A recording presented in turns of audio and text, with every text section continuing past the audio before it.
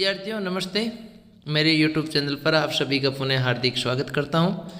आज के इस वीडियो में कक्षा 10वीं के अर्धवार्षिक परीक्षा 24-25 का हिंदी के पेपर पर हम चर्चा करेंगे। पेपर सॉल्यूशन मैं आपको बता रहा हूं कि किस तरीके से कैसे आपने सवाल किए हैं, उनके उत्तर कैसे लिखे हैं आपने और किस तरीके से लिखने थे। कई गलतियाँ भी होती है विद्यार्थियों से जब प्रश्न पत्र को हल करते हैं। तो उससे पहले चैनल पर नए हैं तो प्लीज़ चैनल को लाइक ज़रूर करें और बेल आइकन दबा के घंटे का निशान को सब्सक्राइब अवश्य कर लें। तो विद्यार्थियों यहाँ निर्देश दिए हुए हैं, आप परीक्षा के अंदर एग्जाम में सबसे पहले इन निर्देशों को अवश्य पढ़ें और उसके बाद में पेपर को हल करना शुरू करें। और सबसे महत्वपूर्ण बात है परीक्षार्थियों के लिए, आपके लिए, कि आप हर प्रश्न को उत्तर करने के बाद में 1 या 2 लाइन अवश्य छोड़ें एवं जो भी जिसके आंतरिक खंड है, गद्यांश है, पठित पद्यांश गद्यांश है, तो उनको एक जगह ही करना होता है। निबंध जो 4 लिखे हैं उसमें से 1 लिखना होता है। कई विद्यार्थी गलती करते हैं, 4 में से 4 ही लिखते हैं। अभी कॉपियाँ जैसे मैंने चेक भी की है तो उसमें ये विशेष गलती है आपकी कि उसमें 4 ही आपने कर दिए हैं थोड़े थोड़े, तो 4 नहीं करने हैं, 1 का ही आपको लिखना है जो सबसे अच्छी तरीके से बेस्ट तरीके से आपको याद है।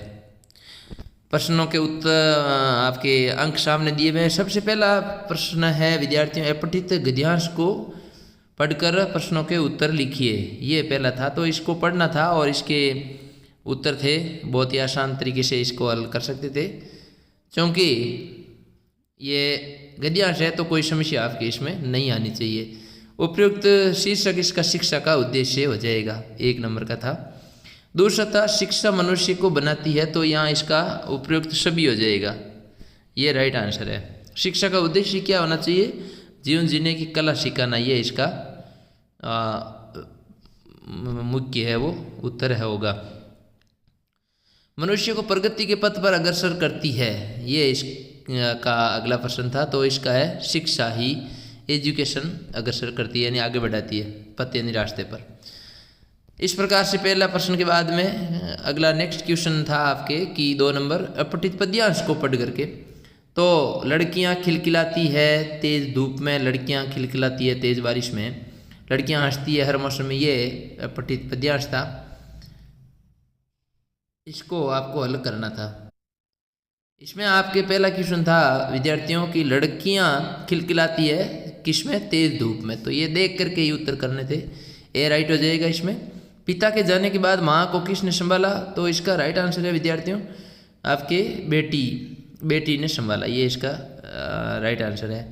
लड़कियों को दुकान किससे मिली? तो पिता से मिली थी, ये इसका राइट आंसर हो जाएगा। उपयुक्त गद्यांश नहीं है, पद्यांश में लड़कियों को बताया गया है, खुलकर जीने वाली लड़कियों को बताया गया, ये इसका राइट आंसर हो जाएगा।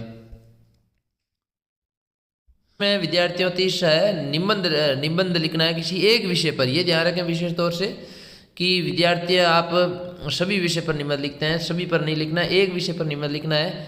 जैसे कि इसमें 3 विषय दिए हुए हैं तो आपको एक पर लिखना 300 शब्दों में, ये ध्यान रखें। 300 शब्दों का मतलब है 2-3 पन्ने आपको भरने हैं, 3-4 पेज आप भरोगे तब होगा। थोड़ा सा 1-1.5 पेज भरने से यदि आप चाहते हो 5 नंबर हमें मिल जाएंगे तो नामुमकिन है। तो ये इसमें विद्यार्थी जीवन और खेलकूद और बिंदु, इसमें रूपरेखा शब्द आपको लिखना था विषय लिख करके, क्योंकि बाकी सभी 4 पॉइंटों पर लिखना है, 4 पॉइंट आपके सभी के दे रखे हैं। तो रूपरेखा नाम लिख करके 1 नंबर प्रस्तावना, खेलकूद का महत्व है, खेल का स्वास्थ्य, अन्य लाभ, जिस पर भी लिखो आप रूपरेखा लिखिए, 4 बिंदु पहले लिखने और फिर एक का वर्णन करना था। इस प्रकार ही आपको आगे बोर्ड में भी ध्यान रखना है। अब चौथा विषय जो प्रश्न है आपके वो है, समय को छात्र मनोज मानते हुए जयपुर का प्रधानाचार्य जी को खेल कूद की सफाई करवाने हेतु एक प्रश्न प्रार्थना पत्र लिखिए, तो ये प्रश्न था। अब इसमें आपके खेल संबंधी सफाई है, खेल मैदान की या कठिनाइयाँ है, जो भी है वो लिख सकते थे। तो इसमें आपको सबसे पहले एप्लीकेशन की तरह लिखना था, सेवा में श्रीमान प्रधानाचार्य महोदय राजकीय माध्यमिक विद्यालय, इसमें जयपुर लिखा तो जयपुर और नीचे राजस्थान हो जाता, विषय हो जाता खेल मैदान की सफाई करवाने हेतु।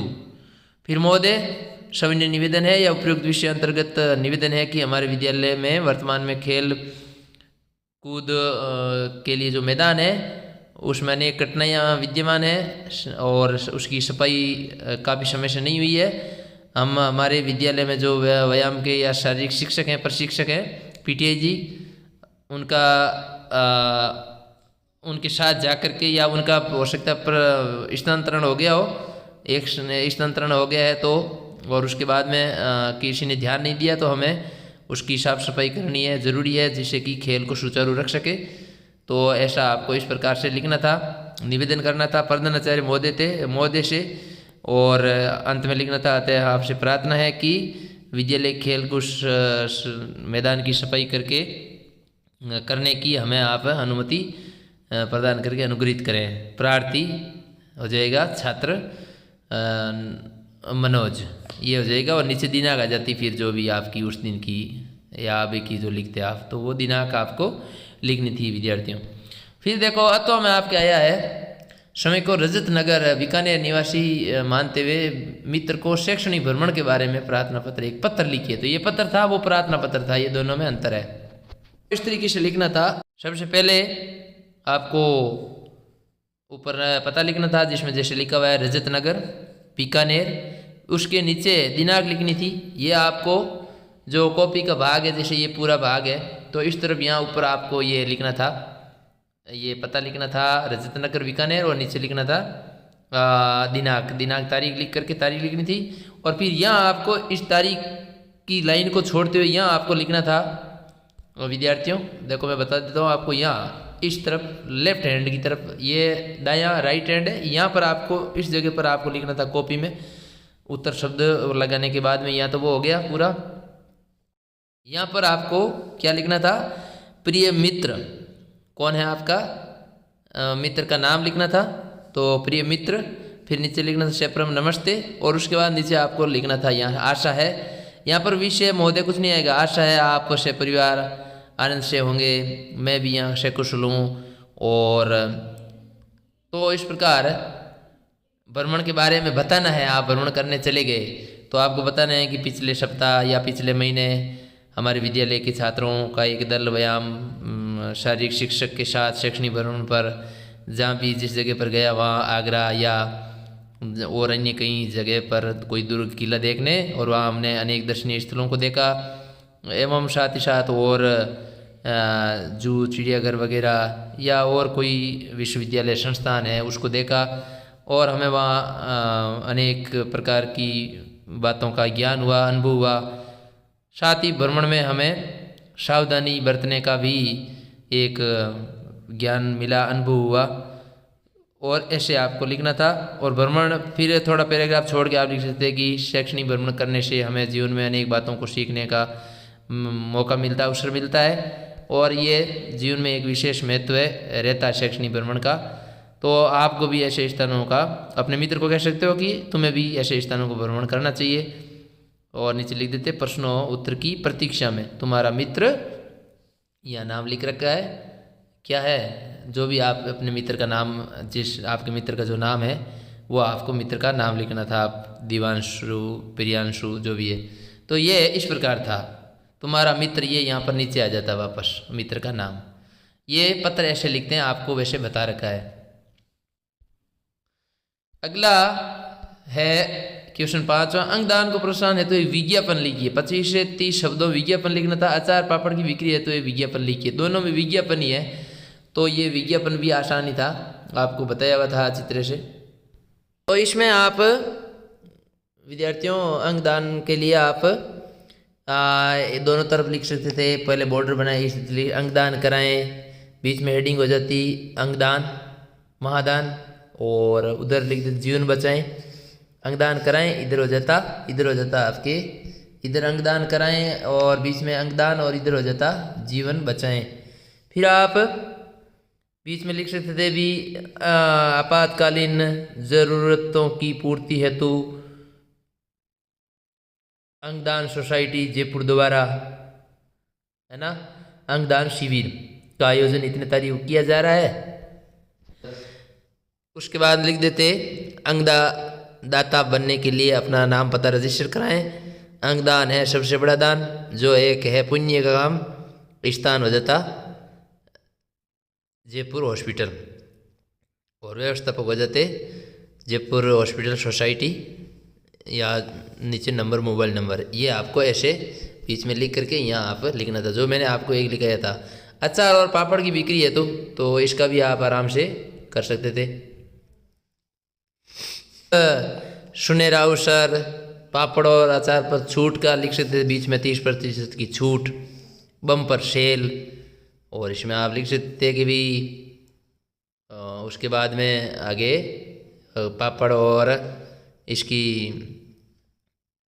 अचार की बिक्री हेतु विशेष तौर से बम्पर सेल में आप सभी पधारिए, आपका हार्दिक स्वागत है, पहले आइए पहले पाइए, समय लिख देते और फिर नीचे कुछ बातें लिख देते। अवसर निकल गया तो हाथ मलते रह जाइए, और स्थान अपना लिख देते आप जहाँ बेच रहे हैं अपने गांव में वहाँ पर, और नीचे मोबाइल नंबर आयोजककर्ता के। तो ये इतना सा था, बॉर्डर बनाना था पहले पूरा, आपको एक बॉर्डर बना करके और बीच में उसमें बातें लिखनी थी। फिर देखो इसके बाद में भाग 6 विद्यार्थियों हैं। बहुचयनात्मक प्रश्न है। बहुचयनात्मक का मतलब होता है जिसमें विकल्प होते हैं, तो एक एक अंक के प्रश्न है ये। इसमें आपके देखो पहला क्वेश्चन है विद्यार्थियों की, औपचारिक शब्द में प्रत्यय कौन सा है। तो यहाँ पर कई विद्यार्थियों ने गलतियाँ की होगी, शायद आपको पता ही होगा। औपचारिक में प्रत्यय पूछा है और विद्यार्थी इसमें बे राइट कर रहे हैं, तो प्रत्यय हमेशा पीछे होता है और उपसर्ग विद्यार्थियों आगे होता है, तो आपको इसमें आगे ध्यान नहीं देना है। औपचारिक री में क्या ई है और क्या है, तो छोटी इक, तो यहाँ पर से हो जाएगा, राइट, इक प्रत्यय है। शब्द ऋषि शब्द में समास है, तो सात का समूह है, तो समूह कहाँ होता है, द्विगु समास होता है। द्वंद्व में संघर्ष होता है दो का, माता पिता, वो अविव्यय अलग हो गया और बहुवीरी भी अलग हो गया, तो सात का समूह तो द्विगु समास हो जाएगा, राइट आंसर। बड़भागी किसे कहा गया है, तो बड़भागी यहाँ पर गोपियों ने उद्धव को कहा था, तो राइट आंसर उद्धव हो जाएगा विद्यार्थियों।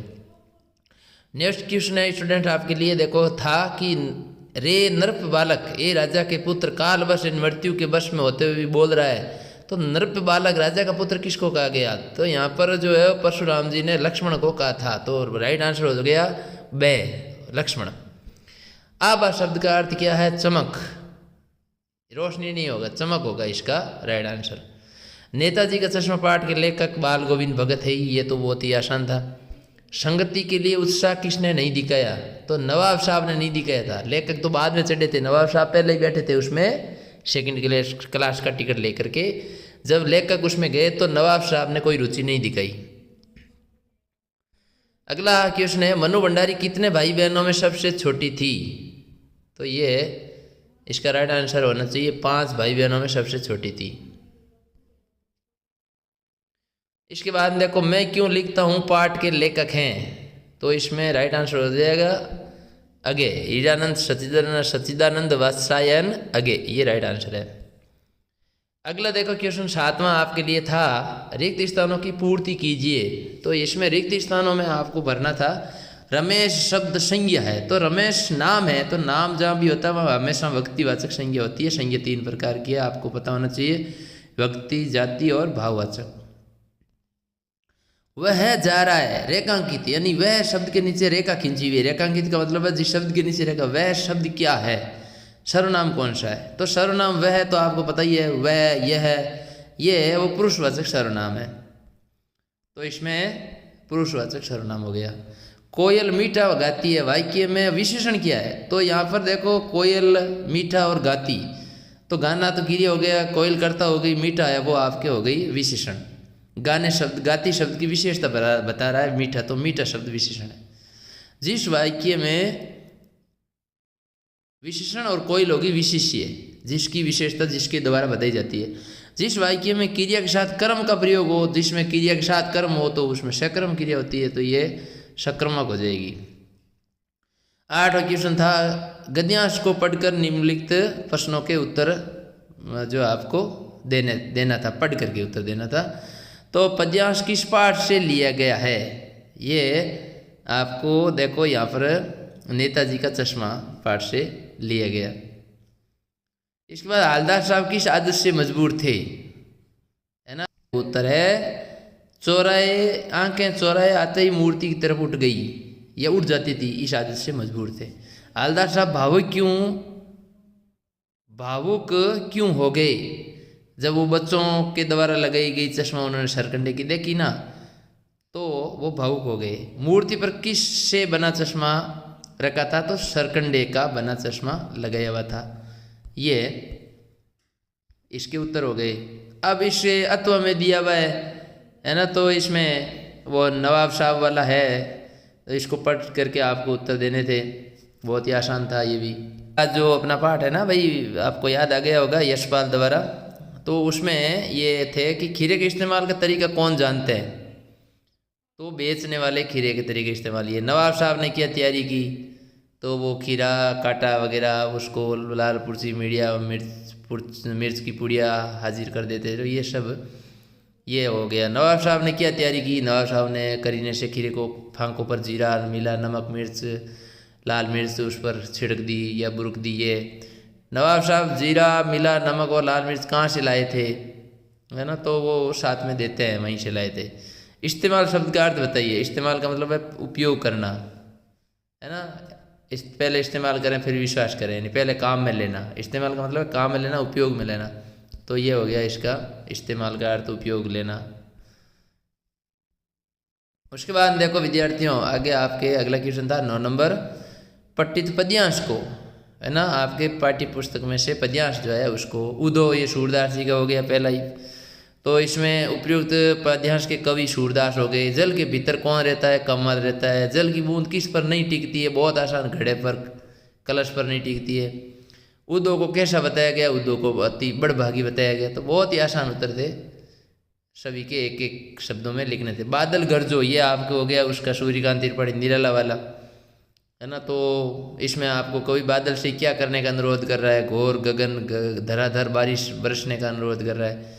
कवि का नाम सूर्यकांत त्रिपाठी निराला। बादल किसका प्रतीक है, क्रांति का,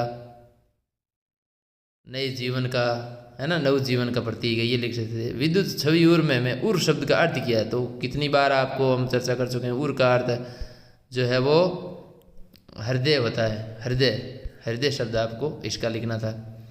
अगला देखो भागदेह में क्या था, स्मृति को पाते बनाने से कवि का आशय किया, ये भी 2 नंबर का बहुत आसान क्वेश्चन। यानी कि जैसे आदमी रास्ते में चलता है तो उसके लिए भोजन उसका सहारा होता है, उससे ऊर्जा मिलती है, उसी प्रकार से कवि के लिए इसमें स्मृति के पाते है, उसकी अपनी पुरानी जो यादें हैं वो उसके लिए पाते है, यानी सहारा थी स्मृति, उसको स्मृति के पाते है। बच्चे की दंतुरित मुस्कान का कवि के मन पर क्या प्रभाव पड़ता है, ये बहुत ही आसान क्वेश्चन था। तो इसका आपको उत्तर इस प्रकार लिखना था कि उसे देख करके तो कवि का मन प्रसन्न हो उठता है, और कवि का उदास मन सुंदर विचारों और कल्पनाओं में डूब जाता है, और कवि को ऐसा लगता है जैसे कि झोंपड़ी में है वो कमल खिल उठा हो। तो ये ऐसे आपको, और दिल में है वो शेफालिका के फूल झरने लगे, ये इतना उत्तर इसका लिखना था। बाल गोविंद भक्त की दिनचर्या लोगों का अचरज का कारण क्या था, क्योंकि वो सर्दी और भयंकर जाड़े में भी वो अपनी दिनचर्या वैसे ही रखते थे, तो वो लोगों का अचरज का कारण थी। शहनाई की दुनिया में डूमराव को याद क्यों किया जाता, वो रीढ़ नामक लकड़ी के लिए, और एक उसका जन्म हुआ था उनका वहाँ पर। भोलानाथ अपने साथियों को देखकर शिक्षक ने क्यों भूल जाता है, क्योंकि बच्चों को बच्चे पसंद होते हैं, चाहे कितना कुछ भी हो, नाराज़गी हो, फिर भी जब बच्चे देखते हैं तो वो उनके साथ खेलने का जो है वो सारा देख करके, और शिक्षक ना या रोना भूल जाते हैं कि अब तो अपने आगे तो इनके साथ खेलेंगे कूदेंगे। गंतोक यानी गंगटोक को मेहनतकश मजदूर बादशाहों का शहर क्यों कहा जाता है, क्योंकि यहाँ लोग इतनी कम सुविधाओं में होने के बावजूद भी कड़ी मेहनत करते हैं और मेहनतकश मजदूरी करते हैं, इसलिए बादशाहों का शहर कहा गया, मेहनतकश बादशाहों का शहर, क्योंकि वो किसी भी प्रकार की विपरीत परिस्थितियों से भी पीछे हटते नहीं हैं। कनिकों से देखना, वाक्य का अर्थ लिखते हुए प्रयोग कीजिए। तो कनिकों के देखने का अर्थ होता है तिरछी नज़र से देखना, ये इसका अर्थ था, और वाक्य प्रयोग करके आपको लिखना था। अगला देखो, गोपियों के अनुसार राजा का धर्म क्या होना चाहिए, तो प्रजा का रक्षा करना, प्रजा को बचाना, है ना, दुखों से उनको उबारना, हित करना, ये होता है, लिखना था। फिर देखो, आत्मकथ्य कविता की काव्य भाषा की विशेषता उदाहरण सहित लिखिए। काव्य भाषा लिखनी थी जिस प्रकार से थी। वो लंगड़ा क्या जाएगा फौज में, पागल है पागल। कैप्टन के प्रति पान वाले की टिप्पणी पर अपनी प्रतिक्रिया लिखिए। तो अपनी प्रतिक्रिया ये होनी चाहिए कि भी कोई भी व्यक्ति जो अच्छा कार्य करे वो देशभक्ति होती है, और हमें उसके प्रति ऐसी भाषा काम में नहीं लेनी चाहिए, इस प्रकार से नहीं बोलना चाहिए, और एक अच्छा भाव रखना चाहिए। क्योंकि हर कोई फौजी बन करके देश की सेवा नहीं कर सकता। हम चाहे देश में रहते हुए, अपने गांव में रहते हुए जो भी कार्य करते हैं वो देशभक्ति प्रेम ही कहलाता है। तो अच्छा व्यवहार करना चाहिए, जो कि उसने सही नहीं बोला था। फिर देखो लेखक मनु भंडारी के व्यक्तित्व पर किन किन व्यक्तियों का विशेष प्रभाव पड़ा। तो जो व्यक्ति थे उनका वो लिखना था। कॉलेज की प्राचार्य शीला का और पिताजी का, और अन्य व्यक्तियों का पढ़ा तो वो लिखना था। एक पर परिचय लिखिए। तो मंगरेश, डबराल, यशपाल, इन दोनों में से किसी एक पर आपको लिखना था। डबराल पर आप चाहे तो उनका लिख सकते थे भी। 1948 में टिहरी गढ़वाल उत्तराखंड में जन्म हुआ और शिक्षा दीक्षा देहरादून में उन्होंने प्राप्त की। समाचार पत्रों का संपादन का कार्य किया। पहाड़ पर लालटेन, घर का रास्ता, हम जो देखते हैं, आवाज़ भी एक जगह है, ऐसी कुछ रचना उनकी थी। इसके अलावा आप यदि चाहते यशपाल का लिखना तो उनका भी लिख सकते थे। उनका जन्म 1903 पंजाब के फिरोजपुर छावनी में हुआ था। 1976 में उनका निधन हुआ। ज्ञानदीप, तरका तूफान, पिंजरे की उड़ान, फूलों का कुर्ता, झूठा सच, उपन्यास, अमिता, दिव्या कामरेड, दादा कामरेड, ये तेरी मेरी उसकी बातें, ये उनकी रचनाएं थी। तो इस प्रकार ये उनका आप लिख सकते थे। क्रांतिकारी धाराओं से जुड़े, विचारों से जुड़े हुए प्रमुख एक लेखक और कवि थे यशपाल, ये उनके बारे में आप लिख सकते थे। अगला क्वेश्चन था, बच्चे माता पिता के प्रति अपने प्रेम को कैसे अभिव्यक्त करते हैं? माता का आंचल पाठ के आधार पर लिखिए। ये भी अच्छा क्वेश्चन था, तो इसका उत्तर आपको लिखना था। अगला क्वेश्चन था, मैं क्यों लिखता हूँ? पाठ के आधार बताइए कि लेखक को कौन कौन सी बातें लिखने के लिए प्रेरित करती है। तो लिखने के लिए प्रेरित करने वाली बातें कई प्रकार की होती है। सामाजिक, आर्थिक, धार्मिक, है ना, कई प्रकार से। कई बार कई मित्रों का अपने एक दबाव भी होता है लिखने का, तो वैसे भी लिखने के लिए प्रेरित हो सकता है। और कई बार आर्थिक स्थिति अच्छी नहीं हो तो उसके लिए भी लिखने के लिए प्रेरणा मिल सकती है। तो कई तरीके होते हैं। तो इस प्रकार ये पूरा पेपर था और मैंने आपको काफ़ी हद तक बताने की कोशिश की है। फिर भी कहीं कोई कुछ रह गया है या गलती हो गई है तो उस पर आप ज़रूर ध्यान दें और कमेंट करके अपनी राय बताएं। मिलते हैं एक और नए वीडियो के साथ, तब तक के लिए जय हिंद, जय भारत। थैंक यू साथियों।